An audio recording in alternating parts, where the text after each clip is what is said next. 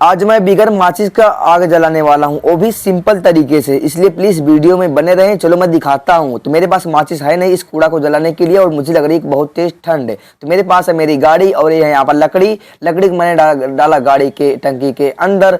यहाँ से मैंने बोरा यहाँ पर पेट्रोल यहाँ पर है। लो अब देखा यहाँ पर कैसे लगेगी यहाँ पर आग, वो भी गाड़ी की मदद से, क्योंकि इसमें भी होता है हल्का बुल्का करंट। अब मैं जा रहा हूँ किक मारने के लिए, और मेरे सब्सक्राइबर लोग यहाँ पर पकड़े हैं लकड़ी। अब देखो करंट लगेगा यहाँ पर, आग जल जाएगा। ये लो पकड़ गया। गाइस वीडियो थोड़ा सा भी अच्छा लगा तो प्लीज़ वीडियो को लाइक एंड चैनल को सब्सक्राइब कर लेना।